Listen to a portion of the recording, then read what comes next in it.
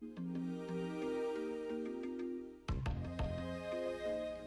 my first guest's recent book titled The Ursula Franklin Reader, Pacifism as a Map, the author makes a passionate and reasoned call for a future where pacifism instead of war forms the basis for society's organization and direction. Her analysis of our global society of capital markets and technologies of control is terrifyingly accurate. Yet her remedy of peace, justice, egalitarianism, and nonviolence is compelling and inspires action. Joining me in studio is Dr. Ursula Franklin, an activist, feminist, physicist, and also a Quaker. Or should I say friend? Is that the correct title for a Quaker? It's a correct and very much appreciated title. Well, and I think I'd like to perhaps start our discussion maybe from the present and to look back, I guess, on the need really for a change in direction of where society is going. And I was struck by a word in your reader of the rise of techno-fascism as really an organizing principle for globalization and the world as it exists. And I found that to be both, on the one hand, scary, but on the other hand, really accurate, that it speaks to the determinism that we face in the world. Maybe you could respond and let us know how pacifism and peace is really an answer to this war machine that seems so out of control. It's the only answer, you see. And I think the reason why I call that collection of lectures and essays a map is that I don't want to tell people what to do, but to say, you navigate. But for heaven's sake, look at the map. And there are other maps. And I like maps because in many ways maps are very helpful things. They were made by people for others who want to get from here to there.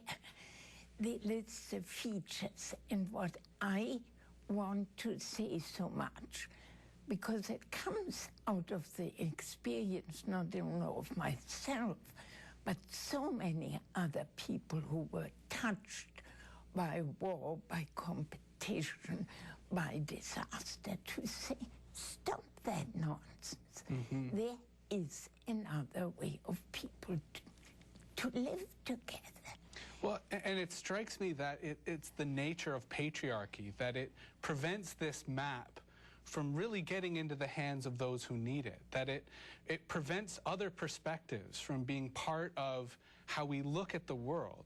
Can you tell me more about how feminism has really framed your own experience, but also the notion of pacifism as really a more viable and a more sustainable route for human development? You see, both women and peace have been part of this world. It's not that the relationship of where women are in society is something that we made up. What we insisted on is that women are equal partners. And that is normal. That's not a big deal, but it's normal. Equality is normal. Whether gender, whether it's background, race, age. Basically, people have to deal with each other on an equal basis. By that same token, peace is normal. It's not normal that people hit each other over the head. When you have an argument with your son or daughter, you don't go out and do them in. You may sit them down and say, this won't do. It is normal that one lives with each other in the concern that the other person is all right. Well, and it strikes me, too, that you're almost indirectly getting at the power of language, and that the words we use really frame the way that we experience and understand the world. And you keep saying the word normal, that peace is normal, that equality is normal, that justice is normal. Yes. Yet, as unfortunately it seems the rest of the world tries to tell us the opposite, is always trying to tell us competition is normal, destruction is normal. But how do we counter that? It's telling us, when you actually look at what works, whether it's in the family, in the school, in the television station, what actually works is collaboration, is when somebody seems to be horribly unreasonable. You say, are you all right? That is, you don't think, you know, you better fall off this flat earth, I never want to see you. You say, are you all right? And that is your normal reaction. What we are being taught is that self-serving story. It's normal that people are against you. In fact, it isn't. I'm now old, I walk with a cane. It's amazing that as I use almost always public transit, I get a seat, people are considerate, they know I'm slow on the stairs. I'm expecting it, I get it, it's normal. By that same token, even if you see that the Canadian forces have signing bonuses, you have to bribe people in order to train them to kill others. It very strongly speaks to how abnormal war is. Unfortunately, we have to take a break for a commercial, which is very normal in this commercial world, but unfortunately... And we will adjust to it and pick up our thoughts when it's done. Absolutely. Well said. And I'm speaking with activist and author Ursula Franklin, and we'll be back with more on this topic after the break. You're watching 3D Dialogue.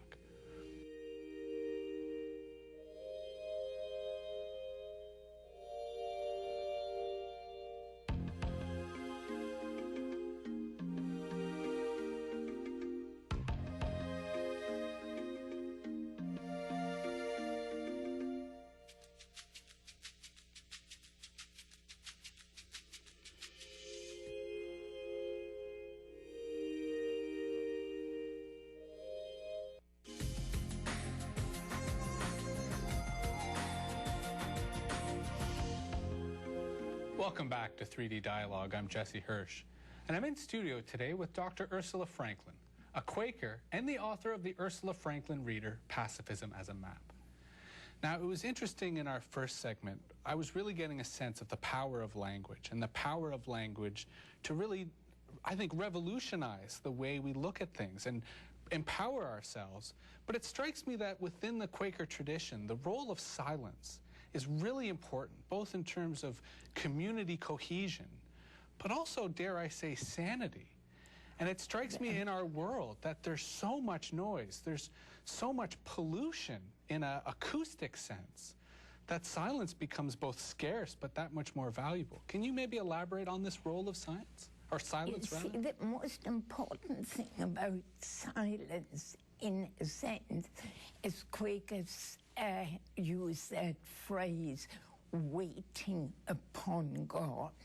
The thing that silence is not only the space in which there's no sound, but there's no program. Nothing is there, so that whatever is essentially unprogrammable can happen. You see, how does anything new happen in a world where everything is scheduled, everything is listed, everything is programmed? The first thing one needs is space.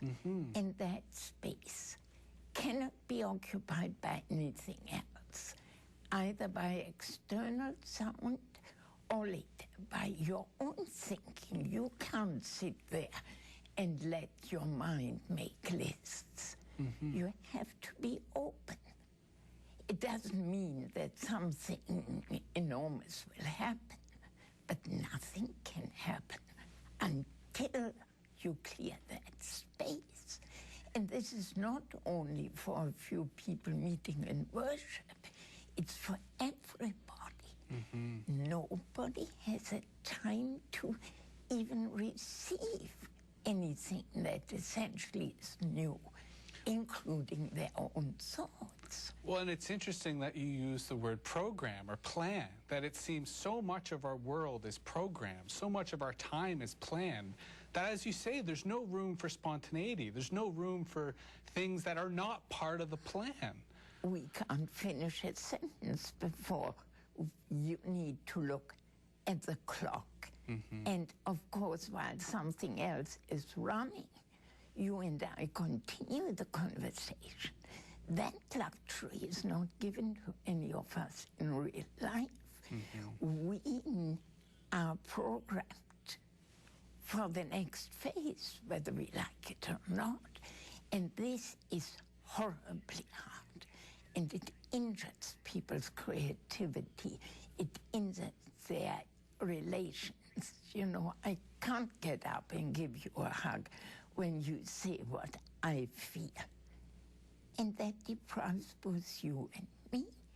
And I think it's a profound cause why people feel so uneasy with themselves and each other, because there's no room to be themselves. Well, and it strikes me that this relates to a dichotomy you use between holistic technology and prescriptive technology. And we've taken for granted that our world, being that it is so embedded with prescriptive technology, that we've lost that freedom, that ability to even be separate or distinct from technology as a milieu, that it literally surrounds us and encompasses us, which on the one hand affects silence, but I think affects really our perception of the world. It certainly and rightly sees the world as somebody's program that you can tinker with, and you can phone the help desk if you are stuck. And, you know, the people on your program may give you different help desks, but essentially you can't get up and fix it yourself, whether it's your car, whether you ask your neighbors or your father or your teacher, what do I do now?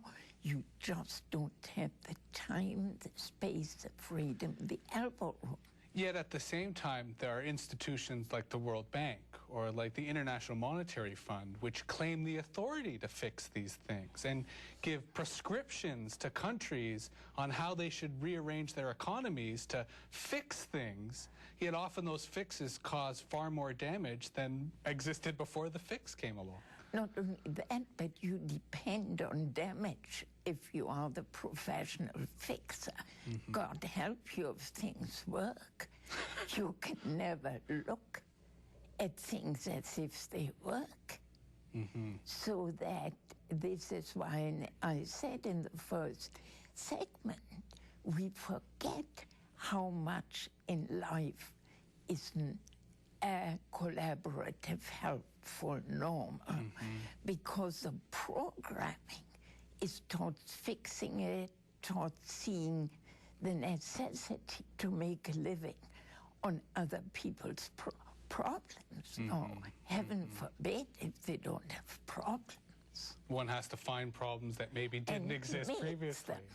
Unfortunately, we have to take another commercial break. But when we come back, I want to talk about this concept of a social earthquake and how looking at social earthquakes can perhaps help us better understand why things go wrong in our society. I'm speaking with author Ursula Franklin, and we'll be back with more on this topic after the break. You're watching 3D Dialogue.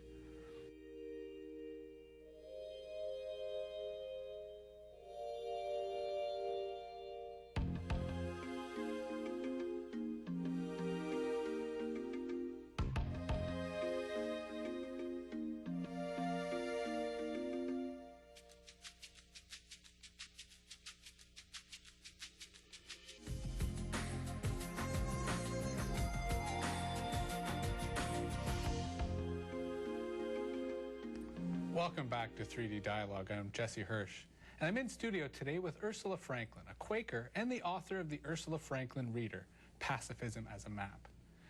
Now, I wanted to also talk about this notion of the social earthquake, which I find a very compelling metaphor because it it speaks to the demystification of some of the crises that our society goes through. September 11th being, I think, the most manipulated in terms of the way it was used. Rather than to address the social problems that caused it, it was really used as a tool to cause more wars and really to cause more potential September 11th. Yet it strikes that the word social earthquake suggests a different approach, a different way at looking at these crises that isn't exploitive, but is perhaps preventative. Can you elaborate on that? Yes, I used it, in fact, in a piece that I wrote on the first anniversary of 9/11 to say that model, when something goes wrong, there's somewhere the devious enemy who has done it, which is historically, you know, you can have the devil, you have the communists, you have... There's always an enemy. But the enemy has a social purpose, is very often keeps the attention away from where it ought to be.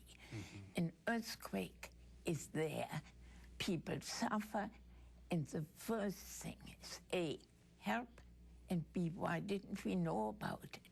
What's going on? Now, a society, a world like ours, is full of fault lines, full of things that can go wrong, and they do go wrong. Now, to ask why do they go wrong rather than who've done it is so much more helpful, because then one can say, what's the warning? Do we have to build on a fault line? And my notion that, in fact, what is that the base of both pacifism and feminism, the knowledge that one depends on each other, that people are important, that other people's well-being is important, is so much a better guide. And I wrote that notion that there is another map, largely because I know and see that people want to move on, that warring destruction isn't what anybody wants to inflict on others. Well, and I think in our society, there's such a high degree of alienation from the power that is so abusive around the world. I don't like using the word apathy, but there's a disillusionment in the structures of government that cause such inequality, that cause such destruction. So clearly people want to go somewhere. They're not happy with where they are. So tell us more, I guess. Let's come back to this notion of pacifism as a map. How does it help people get out of where we are and really, quite frankly, the need to go somewhere else? But you see how it has worked in the family, in the workplace. You wouldn't hit your kid. Schools can't hurt pupils. We talk about safe schools. We have workplace legislation, which they say you cannot harass somebody with whom you work. It's a right to be mentally and physically safe. It can be done. It has been done in the best of a generation. Certain change the very fact that we know that there are human rights. Now, the point I make is that peace and justice are interconnected. That you cannot have one without the other. Not only that, but that both is for everybody. You cannot have justice while inflicting injustice on others. You cannot gain peace through more and more war. And that seems to be pretty apparent. The experimental evidence, what stares people in the face, is that notion of I take the peace and you can have the war. I am just, and never mind what is done in your country. Won't work. But we have seen on where ordinary people can assert authority, there are other ways of doing it. And we need to look at those and get over that desperation of we are trapped. There are other maps. And I think, unfortunately, we are out of time, but I think that, for me, represents the power of the map, that it shows us not only where we could go, but it gives us a sense of where we are. It emphasizes, as you were saying, the social relationships that are part of our lives every day that really are the basis for a new society, or the basis for a more just society. Also is the permission to move. Yes. You have the map, for heaven's sake. Get going. Well, and I think that's why a movement, a peace movement, a justice movement, a movement for humanity is really needed in this day and age. So thank you very much. It's very possible. And I have to unfortunately end, but thank you very much for coming in. I know I've been greatly influenced by your writings over the years. And this book, I know, will be read by many people because pacifism is in need. And I think a lot of people are choosing it for their own lives and for society. Thank you very much. It's there. That was Dr. Ursula Franklin, author of the Ursula Franklin Reader, Pacifism as a Map. Up next, we'll find out about the sacrament of baptism and the role of godparents in the Orthodox Christian Church. Please stay tuned. You're watching 3D Dialogue.